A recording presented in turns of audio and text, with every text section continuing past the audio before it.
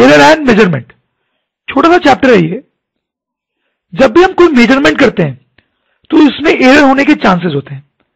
जैसे सपोज करो आप किसी चीज की लेंथ मेजर कर रहे हो या किसी चीज का मास मेजर कर रहे हो, तो उसमें कुछ गलती हो सकती है जिसको हम एरर बोल रहे हैं। तो जो एरर होते हैं उनको दो कैटेगरीज में डिवाइड किया जाता है जनरली। पहला सिस्टमैटिक एरर और दूसरा रैंडम एरर। तो ये दोनों क्या होते हैं, क्या इनमें डिफरेंस होता है, वो समझाने के लिए मैं आपको एक एग्जांपल देता हूं। सपोज करें कि इस स्केल से हम लेंथ मेजर करना चाहते हैं। ये मिलीमीटर में रीडिंग है, ऊपर सेंटीमीटर में, लेकिन ये जो स्केल है वो यहां से टूटी हुई है। तो अब इससे कोई लेंथ मेजर करने में प्रॉब्लम आएगी हमें। लेकिन सपोज को एक रॉड की लेंथ मेजर करनी है हमको इसके हेल्प से, तो उस रॉड को हम कुछ इस तरह से रख सकते हैं। इसका एक एंड जो 0 पे रखना चाहिए था मुझे यहां, वो तो मुझे यहीं रखना पड़ेगा। तो ये स्केल रीडिंग बता रही है 30 की, बट क्या एक्चुअली में लेंथ 30 है? नहीं है, क्योंकि यहां पे थोड़ी सी एरर है। जैसे आप सपोज करो एक और रॉड का लेंथ आप मेजर करना चाहते हो, तो उसको आपने ऐसे रखा, तो अब स्केल जो रीडिंग दे रही है दैट इज 35 मिलीमीटर। 35 मिलीमीटर, लेकिन क्या इसकी एक्चुअल में रीडिंग 35 है? नहीं। तो आप देख सकते हैं यहां पे एरर आ रहा है दोनों के मेजरमेंट में। कितना एरर आ रहा है वो भी आप देख सकते हैं। एक्चुअल में 0 पॉइंट शायद कहीं यहां होता। सो दोनों में ही ये एरर आ रहा है। This is the error. ये जो एरर है this is actually systematic error. ये सिस्टमैटिक एरर का एग्जांपल है। सिस्टमैटिक एरर ऐसा एरर होता है जो कि हमेशा सेम रहता है। इस स्केल की हेल्प से आप किसी भी रॉड का लेंथ मेजर करो, सब में यही एरर आने वाली है, तो इसको हम बोलेंगे सिस्टमैटिक एरर। ठीक है, तो अब रैंडम एरर को समझते हैं। तो सपोज करें कि अब ये प्रॉपर स्केल है मेरे पास, यहां से कोई टूटा उटा नहीं है ये। अब इसके हेल्प से हम कुछ रॉड्स की लेंथ मेजर करना चाहते हैं। तो सपोज करो इन 3 रॉड्स की लेंथ हमें मेजर करनी थी, तो तीनों में प्रॉपरली 0 मार्किंग पे रख दिया मैंने। उनका दूसरा एंड देखें आप, जैसे ये वाला जो रॉड है पहला, इसका दूसरा एंड 20 को बिल्कुल टच नहीं कर रहा है, 20 से थोड़ा पीछे है। तो आप ये नहीं बोल सकते कि ये एग्जैक्टली 20 मिलीमीटर का है। एग्जैक्टली 20 मिलीमीटर का नहीं बोल सकते, थोड़ा सा कम है उससे। इनफैक्ट इन दोनों के साथ भी कुछ ऐसी सिचुएशन है, ये 20 के पास है तीनों, लेकिन 20 को टच नहीं कर रहे। ये 20 वाली लाइन है, आप देखें पहला वाला पीछे, ये आगे और ये थोड़ा पीछे। अब इन केसेस में आप क्या रीडिंग बोलेंगे फाइनली? अब पहले वाला जो है वो 19 और 20 के बीच में है, ध्यान दें, पर भी 20 के करीब ही है, तो आप बोलोगे यार 20 मिलीमीटर ही आंसर है मेरा। तो और तो क्या कर सकते हो? वैसे इन तीनों बाकी दोनों के लिए भी 20 मिलीमीटर ही बोल दोगे, सही है।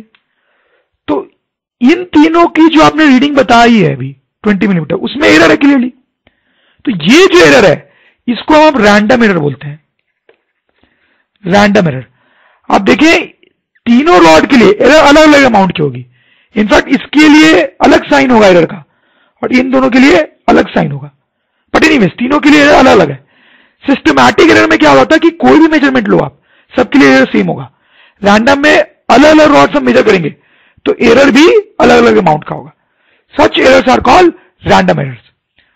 और ये रैंडम एरर्स जो होते हैं वो जनरली इंस्ट्रूमेंट के कारण ही आते हैं। जैसे इस इंस्ट्रूमेंट में और मार्किंग होती अगर, तो शायद ये एरर नहीं होती, लेकिन और मार्किंग नहीं है इसलिए एरर है। तो जनरली इंस्ट्रूमेंट के लिमिटेशन के कारण रैंडम एरर्स आ जाती हैं। अब एरर को लिखने के दो तरीके होते हैं, absolute error and relative error. जैसे सपोज करें कि ये जो रॉड थी इसका एक्चुअल लेंथ मान लो 19.8 था मिलीमीटर, एक्चुअल लेंथ ये थी, और आपने रीडिंग ये बताई।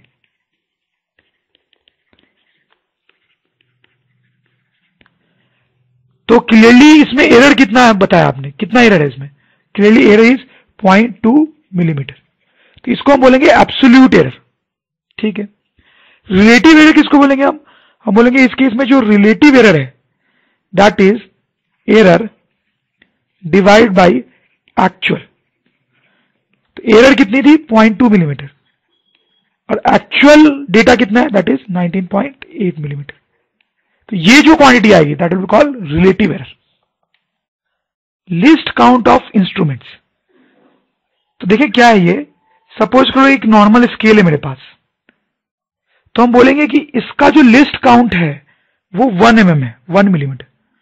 लिस्ट काउंट का एक्चुअली मतलब होता है कि least count is equal to difference between two consecutive markings. Difference between two consecutive markings. इस स्केल में कोई भी दो मार्किंग ले लो आप, कोई भी दो मार्किंग, ये वाली ले ली और ये वाली ले ली, तो इनके बीच का डिस्टेंस कितना है, दिस इज 1 mm। तो उसी को हम उस इंस्ट्रूमेंट का लिस्ट काउंट बोलते हैं। अब आप सपोज करें कि कोई ऑब्जेक्ट की लेंथ हम मेजर करना चाह रहे हैं स्केल से, तो इस टाइप की सिचुएशन है, उसका एंड कुछ इस तरीके से आ रहा है, तो परफेक्ट 20 पे मैच नहीं कर रहा है और ना ही 21 पे। अब देखें ये दो ग्रीन लाइंस जो है वो मैंने बीच में बनाई है, 19 और 20 के बीच में, और यहां पे 20 और 21 के बीच में। अब होगा ऐसा कि अगर आप लेंथ मेजर कर रहे हो और रॉड इस ग्रीन रीजन में एंड कर रहा है, अगर कहीं भी इस ग्रीन रीजन में कहीं भी एंड कर रहा है, तो आप रीडिंग क्या बोलोगे, 20 मिलीमीटर।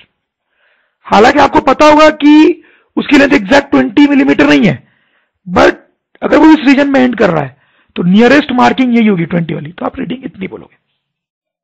ये जो 20 मिलीमीटर है इसको लिखने का सही तरीका होता है 20 मिलीमीटर प्लस माइनस 0.5 मिलीमीटर। इसको हम बोलते हैं रीडिंग और इसको बोलते हैं maximum error, maximum possible error. तो मतलब यह है लिखने का कि हम रीडिंग बोल रहे 20 मिलीमीटर है, but actual length exactly 20 millimetre नहीं है, उसमें कुछ एरर हो सकता है। यह लिखने का मतलब है कि उसमें जो मैक्सिमम एरर हो सकता है वो 0.5 मिलीमीटर का हो सकता है, उससे कम भी हो सकता है एरर, लेकिन उससे ज्यादा हो ये पॉसिबल नहीं है। तो ये लिखने का तरीका है, ये रीडिंग और उसमें ये एरर, जो मैक्सिमम एरर हो सकता है वो। इनफैक्ट रूल ही होता है ये कि maximum possible error in a reading is equal to least count by 2। कहने का मतलब यह है कि अगर किसी भी इंस्ट्रूमेंट से कोई रीडिंग ले रहे हैं तो उसमें कुछ गलती हो सकती है, और जो मैक्सिमम गलती उसमें हो सकती है that is least count by 2। देखिए आप इस केस में बिल्कुल सही आएगा ये चीज। लीस्ट काउंट कितना था, 1 मिलीमीटर, 1 मिलीमीटर, और जो एरर आ रहा है मैक्सिमम वो कितना आ रहा है, प्लस माइनस 0.5 मिलीमीटर, यानी लिस्ट काउंट बाई 2। सही है ना। Mathematical operation on data with random error. जैसे सपोज करो कि किसी रॉड की मैंने लेंथ मेजर की, उसकी लेंथ को P से डिनोट कर रहा हूं, तो उसकी लेंथ है हमारे पास से 2 प्लस माइनस 0.5, ठीक है, हो सकती है ऐसे। और एक और रॉड है, उसकी भी हमने लेंथ मेजर की किसी और स्केल से, और उसकी लेंथ आ रही है 5 प्लस माइनस 0.2, हो सकता है ऐसा कुछ। तो ये दो लेंथ है मेरे पास। अब इन दो नंबर्स पे मैं मैथमेटिकल ऑपरेशन करना चाहता हूं, मैथमेटिकल ऑपरेशन, तो उसमें किन चीजों का ध्यान रखना पड़ता है वही हम देखने वाले हैं।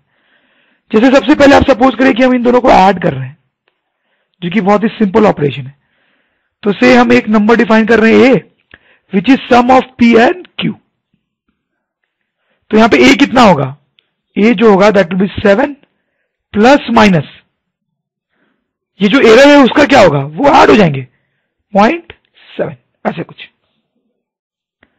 तो ए में जो मैक्सिमम एरर हो सकता है वो 0.7 होगा, और वो तब होगा जब P में 0.5 का एरर हो जाए, प्लस 0.5, और Q में प्लस 0.2 का एरर हो जाए, तो A में ऑब्वियसली एरर 0.7 का हो जाएगा।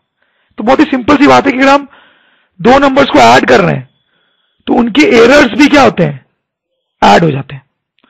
और आप सपोज करो कि हम सब्ट्रैक्शन कर रहे हैं, तो हम एक नंबर डिफाइन कर रहे हैं B, that is Q minus P, ठीक है।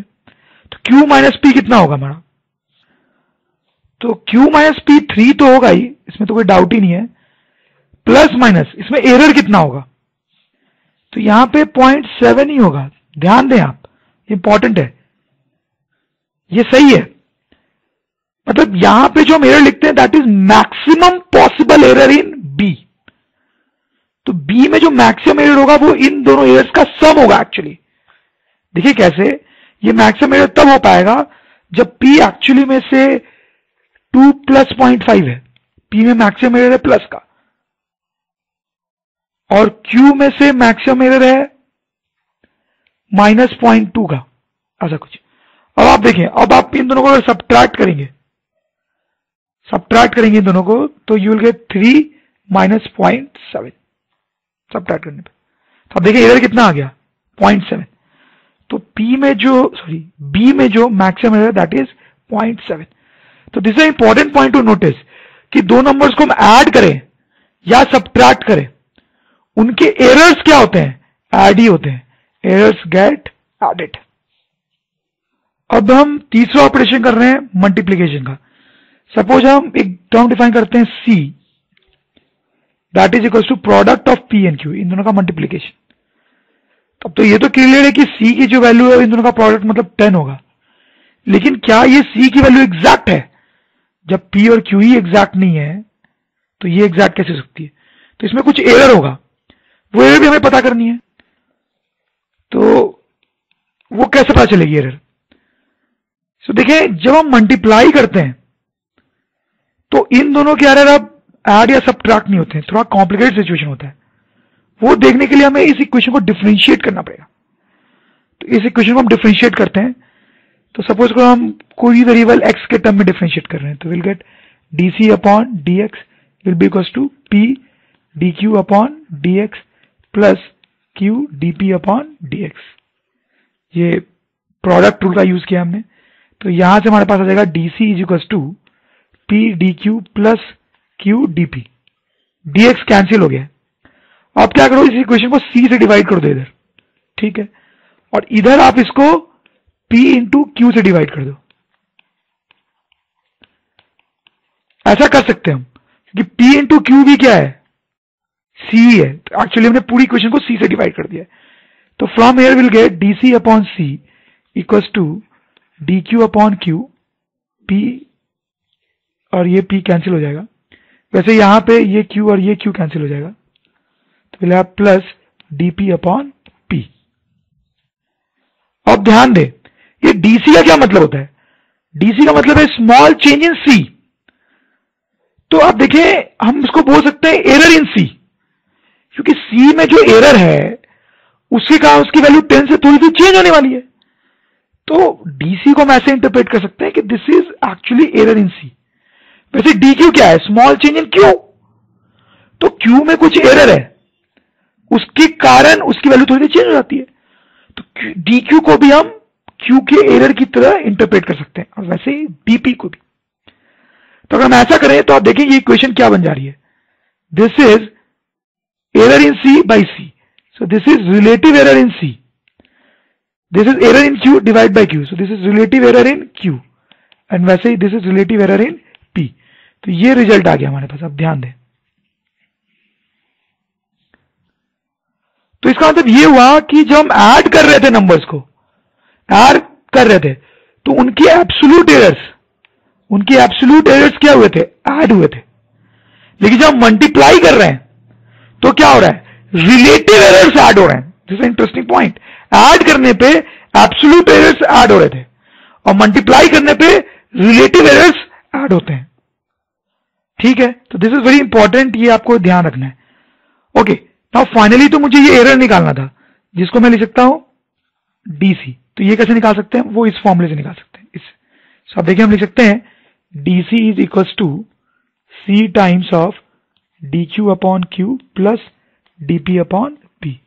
तो यहां से हमारे पास जाएगा c की वैल्यू 10, dq अपॉन क्यू यहां देखें तो you'll have 0.2 upon 5 plus dp upon p यहां देखें, सो दैट इज 0.5 अपॉन 2। तो जब आप इसको सॉल्व करेंगे तो यू विल गेट 2.9। तो इसका मतलब ये हो गया कि फाइनली हम लिख सकते हैं कि c is equal to 10 plus minus 2.9। तो इस तरीके से कुछ। अब हम डिवाइड करते हैं, मल्टीप्लाई कर चुके हैं, अब डिवाइड। तो सपोज को मैंने एक डिफाइन किया कुछ e डिफाइन किया मैंने, that is actually q divide by p, इन दोनों को डिवाइड करके यहां प्रोडक्ट किया था।